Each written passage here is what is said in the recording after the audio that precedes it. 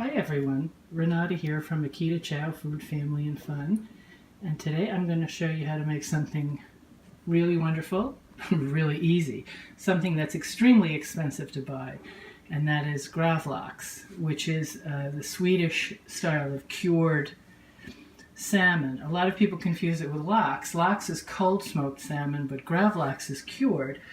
It's done in a salt cure, and it's flavored with vodka and dill, and it's excellent, and you can make it at home with no problem. Now I usually make it with a whole side of salmon, but you know, in a pinch, or you know, if you just have a couple of people, a few people, you can make it with fillets as well. But you want skin on, because otherwise it's difficult to slice. I mean, you can do it with skin off too, but the skin on is really better.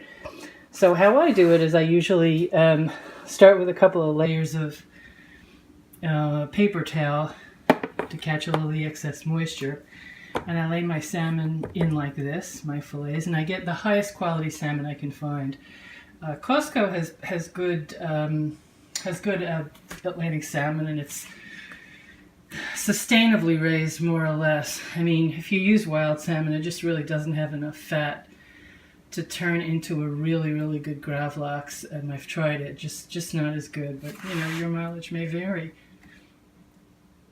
This dish needs only 7 ingredients, including the salmon.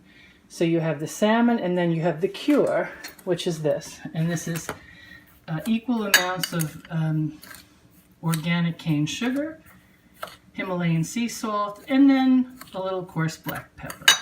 And you need dill, and this is a little bit of vodka and a little lemon juice, equal amounts, probably a tablespoon each. So what you do is you start out by brushing your salmon in the middle as well with this mix. Give it a good, and I really like the silicone guy here. You don't have to use all of it. You should give it a good dousing. And I usually daub it on.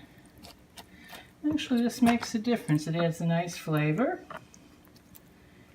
Okay, that's good. Okay, that's about it. You can pour a little, you can pour the extra on if you want, that's fine. Now, you want to add your cure. And so you want a nice thick layer, and you want more, and you can put it in the middle, you can kind of build it up there. You want more where it's thicker, obviously. I'm going to move that over like this. Okay. And as you could see, I'm going into the cure. If I want to save some of the cure, then of course I wouldn't go in there with the salmon spoon. But I won't be saving that, so I build it up. This is probably a little too much, but that's probably fine. Okay, so then you top it with some dill. Dill over the whole thing. You don't even have to take the stems off. You can put it like this and just sort of press it on there. Okay, and you want to have cure pretty much in every place. There's a little spot there with no cure. Okay, so you have it like this, then you cover it up, put it in your fridge for 2 to 3 days, and voila. So I will see you back in 2 days. Okay. Okay everyone, it is 3 days later, and this is what it looks like.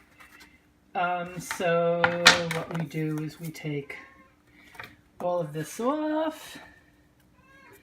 You can see it's nicely cured, right? So it's firm.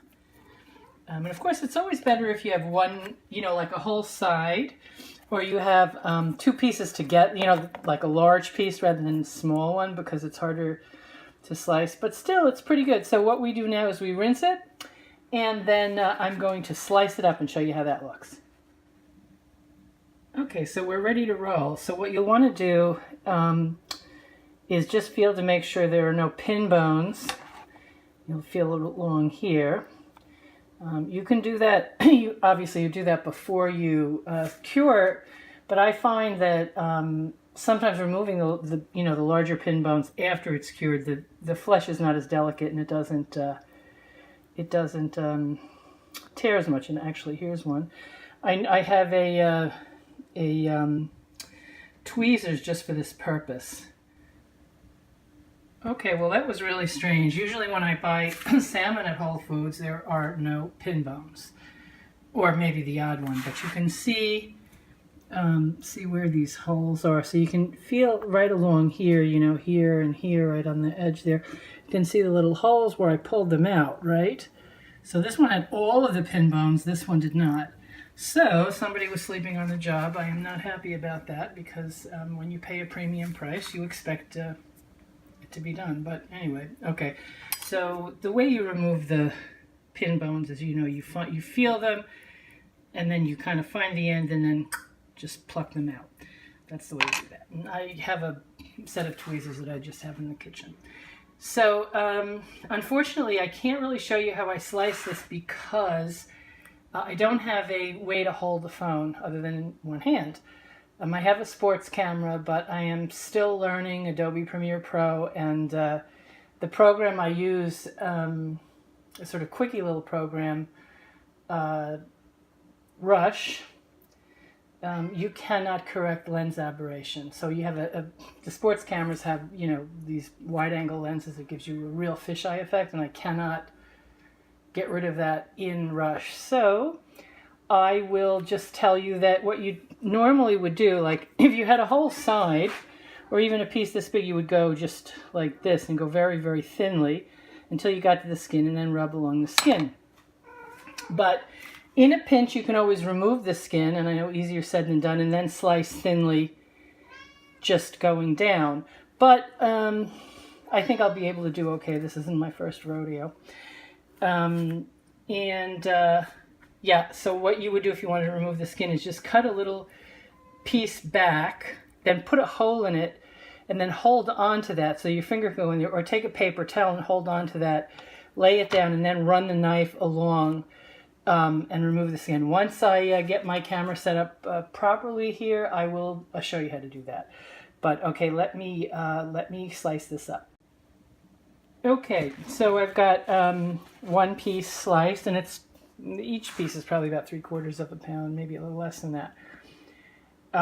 So yeah, so again, this is cured, you know, not smoked in it, but you can have it on a bagel if you want, but it's very good with capers and honey mustard on crisp bread, or or with a salad.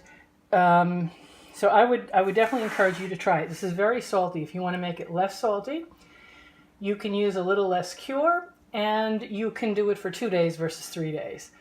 Also, I just wanted to quickly mention that you can slice it this way too. Sorry about that. Slice it this way too. Hold the skin, and then again make it very thin and go along. Have the knife really parallel to the skin and go like that, and then you'll get slices like this. And that's perfectly fine in a pinch. Yeah, you can see you want them nice and thin. Hello, my YouTube friends. I just wanted to show you one serving suggestion for the gravlax. So sometimes what I'll do is I'll make fresh biscuits. I'll let them cool down. They have like a little crunch to them. And I'll slice them. And then I'll put some honey mustard on the bottom. And some, oh, for the love of God, don't buy honey mustard, make it. You can make it to whatever ratio you want. I usually do 2/3 mustard, Dijon mustard, to 1/3 honey, and then I add some freshly chopped dill or some dry dill weed if I don't have any fresh dill. So then I'll put that on. Then I will put some onion and cucumber, English cucumber, then the gravlax, and then top it with some capers. So I'll show you what that looks like shortly. Well, here's what they look like when they're all done. And then you can just, if you want to put them on individual plates, you can just scoop them up.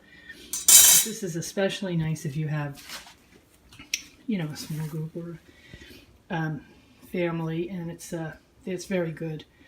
Really lovely, and you save a ton of money. Gravlax is, the last time I saw it in the store was like $24 a pound. That's just crazy.